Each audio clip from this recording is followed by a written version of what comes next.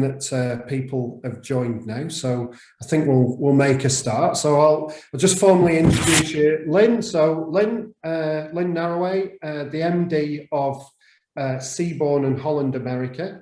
So welcome, Lynn, Thank you. to our first webinar, Meet the MD. So thanks very much for giving up your Friday morning just to have a chat to me. For those of you who don't know, I'm James. I'm the founder of Panache Cruises, and today, yeah, we're gonna have a nice conversation with Lynn about Seabourn. So Lynn, we've known each other for, I know it makes me feel really old, for more than 20 years, 20 odd years we've known each other since I was at Air Tours, you were at Carnival, and you know, we worked together on a lot of packages back then. But you know, cruising's been around for a number of years now. In '95, I think there were 250,000 people cruising, and a couple of years ago, before the pandemic, over 2 million people cruising. But Seabourn's been around for all of that time. You know, what do you think are the main things of how Seabourn has stood the test of time? What do you think? Well, you're absolutely right. Yes, we haven't known each other a long time, and I'm delighted that we're still working together. We're still speaking to each other, so that's great. And yeah, I've been in the industry actually 30 years this year. So we both started when we were very young. Yeah, it's been a difficult 50 months, as we all know. And at Seabourn, we've had to continue to innovate. The company started in 1988, but a few years ago we sold our older vessels and built brand new ships, beautiful new ships. And in fact, I think we probably have one of the youngest fleets afloat now, and our two newest ships are Seabourn Encore and Seabourn Ovation. You know, they were designed by Adam Tahani, who's really a hotel icon designer. So our ships look much more like an ultra luxury hotel, which happens to be at sea. And we've developed new partnerships, because there's a luxury brand that's really important to us. So for example, with the official cruise line partner for UNESCO, which enables us to offer guests behind the scenes experiences at the World Heritage sites around the world, and also unique insights. Our guests like to be among the first, or they like to experience sites and opportunities that maybe other guests can't get to see. I think one of our most popular shows, I know you and I have done this, an evening with Sir Tim Rice, where he actually comes on as a hologram. Although on some cruises he does actually sail with us. He loves sailing with Seabourn. We also have our own signature scents by Molton Brown, which are complimentary in all our suites. And again, we've had to innovate there because, you know, we're trying to reduce, from a sustainability point of view, we're trying to reduce the plastic. So we've had to relook at all the ways that we offer our guests the amenities on board and in the suites. And our other partnerships include Thomas Keller. So the grill at Thomas Keller, he's a multi-Michelin star chef, and he's given us a lot of advice and input on our new restaurant. And we also have a very innovative spa program with Dr. Andrew Weil. So yes, lots of innovation, but I think what makes us stand out above all those partnerships is our people and our service. And of course, all cruise brands have amazing service. I mean, the whole industry is just fantastic, the quality that you get from any cruise holiday. But we certainly try and believe at Seabourn that we take it to that next level, and our team members, we call them team members, are they're really hospitality professionals. So they've got degrees from internationally renowned institutions, and they've worked in some of the best hotels in the world. And working for Seabourn is a lifelong ambition for them, and a career, and it's not just simply seasonal work. You know, they work to surprise our guests when we have a program, our Seabourn moments, which every team member on board is trying to delight and surprise the guests. It might be anything from creating a surprise anniversary with rose petals on the bed and cake and champagne on ice, or providing their favorite drinks because they've overheard that they're going to be at the whirlpool at a certain time, and when they get there, there's a waiter with 2 glasses of champagne. You know, it's almost a competition to see which team member on board can provide the best Seabourn moment. And I think one of the things that astounds me is how they remember our guests' names. You know, when they first on board, within a couple of days, they know your name, they know your children's names. It's quite extraordinary. So I think at Seabourn, we uphold the concept of our guests being truly cared for rather than just catered to.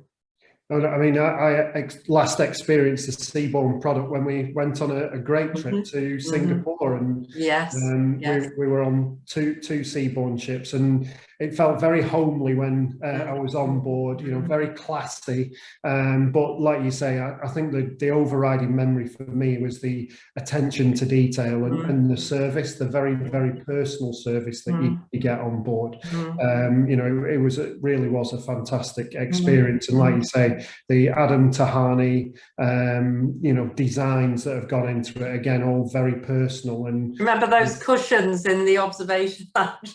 Everybody wanted to take them home, didn't they? Those beautiful cushions, each one slightly different. And you know, absolutely, it was all absolutely fantastic and just really well thought through. You know, fantastic product. But back to today and where we are now, Lynn. Obviously, you know, you intimated, you know, the last year or just over year has been very difficult for the industry. Probably the biggest understatement going. But how's Seabourn approaching the restart of cruising? What are you guys doing? Well, as you know, James, Seabourn are part of Carnival Corporation, and the approach is obviously that health and safety of our guests is paramount. And at Seabourn, you know, we believe we've developed what's the most viable plan to deliver the ultra luxury experience in this pandemic. And our highest priorities are compliance, environmental protection, and protecting the health, safety, and well-being of our guests, our team members on board, and of course the communities and the destinations we visit. So we're very lucky to have a leader, our CEO, Arnold Donald, and he has even chaired conferences with leading international scientists, medical experts, you know, virologists, engineers, public health experts. And we've also been working very closely with CLIA, Cruise Lines International Association. So all these bodies have come together and have been working very closely with not only the UK government, but also with the US government to make sure that cruising restarts in the safest possible way for our guests, team members on board. And I said our destinations. We now have 2 ships sailing for Seabourn, one in Athens and one from Barbados. And obviously on these cruises, we've initiated all the necessary protocols to protect our guests. I mean, Seabourn ships are smaller and they're more like ultra luxury boutique hotels at sea. So they've got less guests on board. So there is more space, and the all-inclusivity really makes for, you know, a unique social environment, but plenty of space. You know, the suites are very large, majority with verandas. So that is an advantage for the ultra luxury sectors, is fewer guests on board and more space per guest anyway.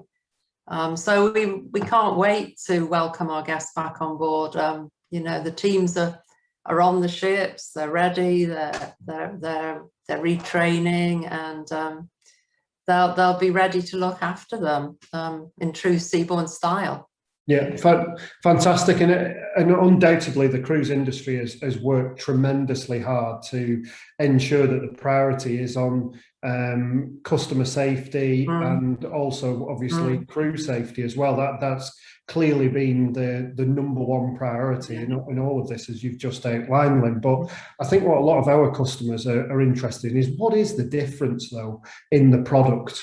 You know, we're getting some really good reviews from people who have been on domestic cruises. We've got some people who've sailed in the Greek islands as well and have fed back that it's, you know, a really good product, and I've got a really good experience, as well as it being hugely safe. I think one of Arnold Donald's peers said it's the safest place on earth that you could be on a cruise ship. So, you know, but what's the difference in the product as we're now cruising again?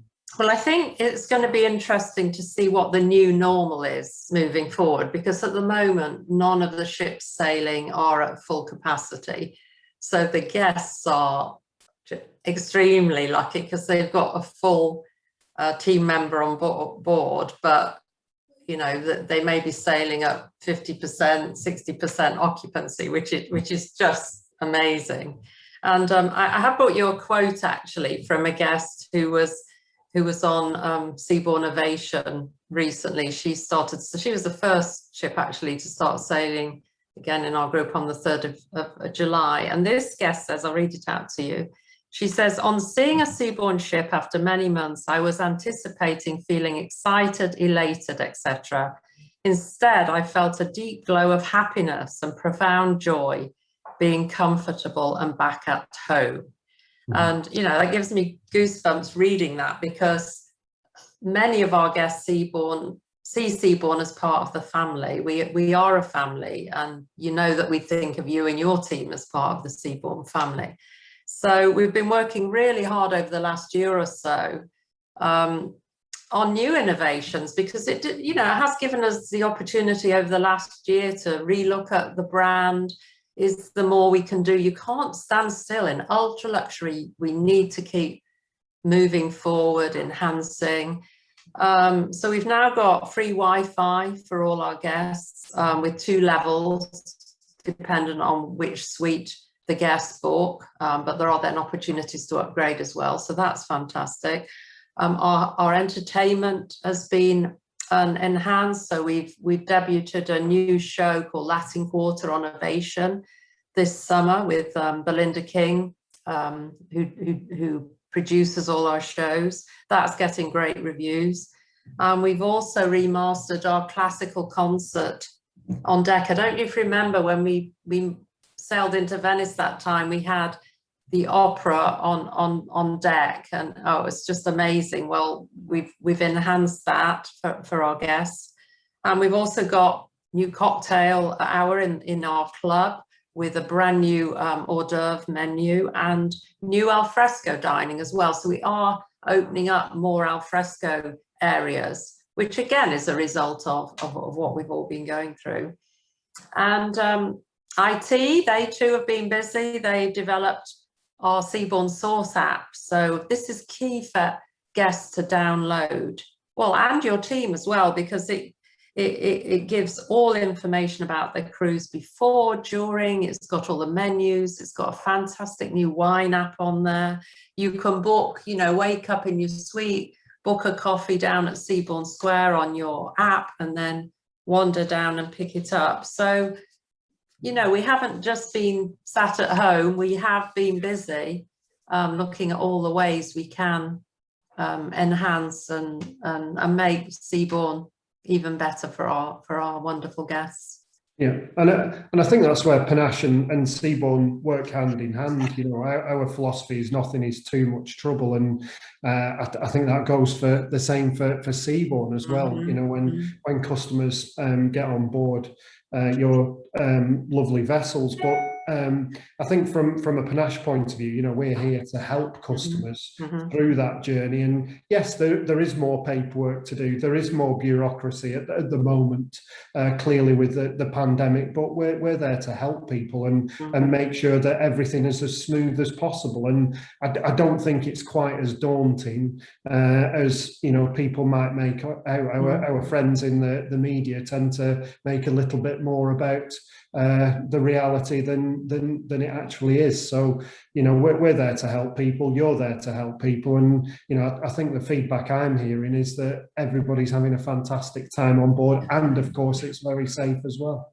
Yeah, and I absolutely agree. And I think, I mean, your team are so experienced; they know Seabourn inside out.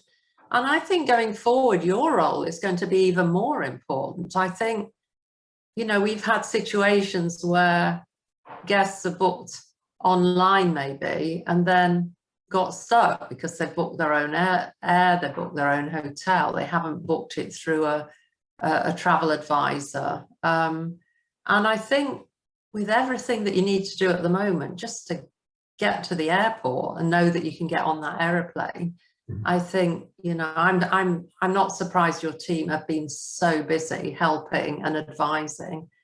And you know, I hope your team are recognised for that, because we thank you and recognise you for being such a good partner. And I don't think that's going to change going forward. I think you're going to be giving even more advice and help to our guests, and the fact that we can do it together is fantastic.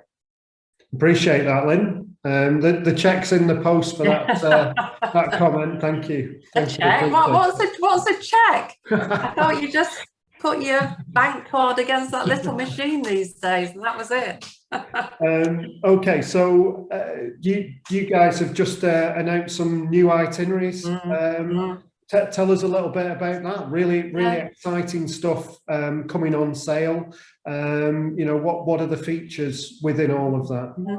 Well, I think at the moment everyone needs something to look forward to, don't they? So, you know, I think again, while the IT people and, you know, we've been looking at our onboard delivery, we've also been looking at the destinations that we travel to. And as I said earlier, we have a fantastic relationship with UNESCO and the World Heritage Sites, but we also have our caviar in the surf experience on the beach, and we also have our classical concert at Ephesus. So it'll be great to get back to Turkey and some of these other destinations next year. But we've just launched a series of amazing new winter cruises on Seabourn Novation, which include Panama Canal, and some of the new Central America and Canal itineraries, which feature Mexico's Yucatan Peninsula and beyond. And 2 days ago, we launched our Summer 2023 Europe programme on our 4 Seabourn ships. So our popular Greece and Turkey cruises, lots of new islands there, and introducing the Holy Land again. New calls into Sardinia, Corsica, and French and Italian Riviera. So always bringing in new ports, because of course our ships are small, so we can go to ports that the big ships can't go to. And some lovely new itineraries around Croatia. And all our itineraries all come with inclusive business air from London and regional airports. And also new for 2023, we've got a couple of round-trip Britain itineraries from Tilbury and Dover. Wow. So they're ideal for guests that don't want to fly. And again, really, really fabulous itineraries. And then our 5th Seabourn ship, the Odyssey, will be cruising in Alaska. So she'll be using all those kayaks and zodiacs we have on board with our Ventures by Seabourn program. So you can experience some amazing wildlife and glacier experiences. But just going back to your first question, I mean, we've also upweighted our focus on expedition travel. And we've 2 new PC6, that's the ice class hull expedition ships arriving soon. We've got the first is Seabourn Venture. So she'll have all the hallmarks of a Seabourn all-inclusive ultra luxury brand. But the experience will be very much soft adventure, expedition, visits to, you know, life list destinations with real quality learning and life enhancing opportunities, because we'll have a 26-man expedition team on board, and the ship is designed and built to meet, well, and exceed actually, the expectations of the most discerning luxury expedition traveller to the most remote destinations. So we'll have 24 Zodiacs on board. We've got 8 2-man kayaks. So you and I could get in a little kayak and paddle away. Sounds good. We got snorkeling, scuba diving, and we've also got 2 6-man submarines, which can dive to 1,000 feet. And they've each got a champagne fridge on board. So you can have that little glass of champagne while you're 1,000 feet under the sea. So, I mean, very, very exciting. And I think with expedition, as you know, there are quite a few new expedition ships coming into the cruise sector.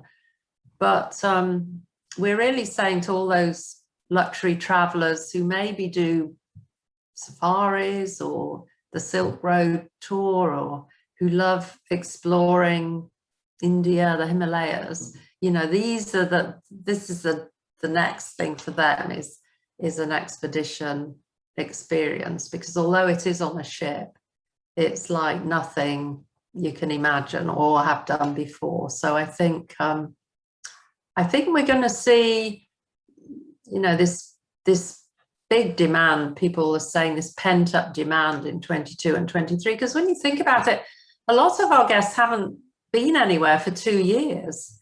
So, you know, there's a lot to catch up on, and you've missed 2 years of traveling. So why not book 2 or 3 holidays next year and the year after? I think that's key. And again, we're encouraging our guests to do that with our worry-free promise, which means that, you know, if you book before a certain date and you want to cancel for whatever reason, we are being very flexible with our booking conditions. So yeah, it's interesting when you do these chats, you realize what has been going on over the last 15 months, that we haven't just been sat here all working from home. You know, we have actually been able to take a step back, look at the brand, what can we change, what can we enhance. And I mean, personally, I can't wait for all our ships to be back sailing again. I think there's so much to look forward to at Seabourn, especially with our 2 new ships. And we will continue to innovate, evolve. You know, I can't wait to see all our friends on board. I mean, obviously from all over the world, and all those captains, some British, some Norwegian. And I think there are good times ahead for Seabourn, but also for the whole industry. And you know, we really look forward to working with you, James. We love working with you. And you know, here's to a very successful couple of years for all of us, our guests, your team, my team, and everyone in the industry. Yeah, no, absolutely, Lynn. And I think you hit the nail on the head. The future of cruise, you know, over the medium to longer term is very, very positive, especially in the luxury sector. And as you've outlined, in expedition, you know, probably more so.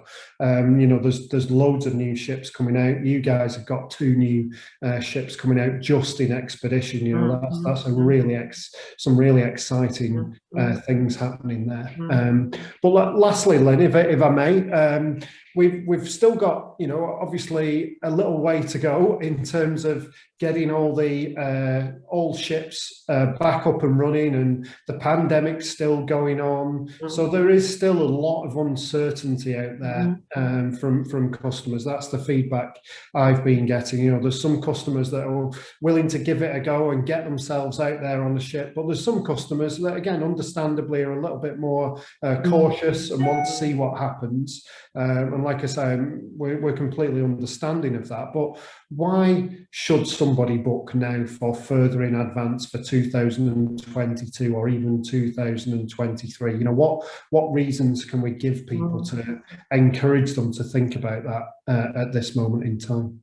Well, firstly, I just think we all deserve something to look forward to. I just think a holiday is so important for all of us, for our own well-being, our relationships, the coming together of friends and family. So I think that is so important.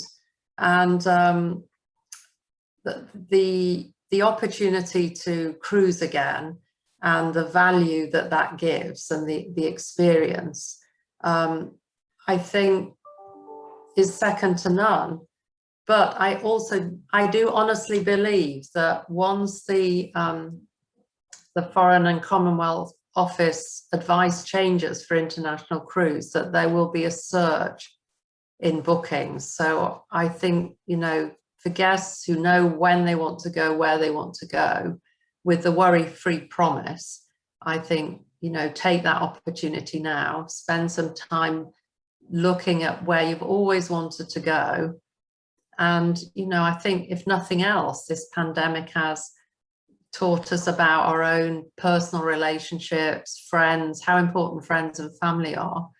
So make that step, you know, get a small group together or the family together, get something in the diary and book something. We've never had our programs out this far ahead before, and it's so exciting, and there's lots of new itineraries, and our team are there to welcome your guests as soon as they can, you know, make that booking. Yeah, no, absolutely. I think that you're spot on. It's important, isn't it, to have things to look forward to. And, you know, there are things that have been put in place by the cruise lines, and, you know, Panache Cruises can help, you know, so that have more flexibility in them. You know, some cruise lines have got more flexible deposits. Some cruise lines, like yourself, have got more flexible booking conditions. So, you know, again, I think that's something that all cruise lines have looked at in detail, and, you know, tried to empathise with customers and tried to put something in place that helps people make a decision now so that they can get on that cruise next year or even the year after. So yeah, I agree with where you're coming from there. But Lynn, I really appreciate your time. I appreciate more the support that you guys have given us since we started at Panache. It's, you know, we celebrated this month our first year anniversary, so you know, really appreciate what you've done for us and, you know, our continued partnership success. So thanks again, Lynn, and we'll catch up soon. Thank you, and good luck and stay safe, everybody. Thank you.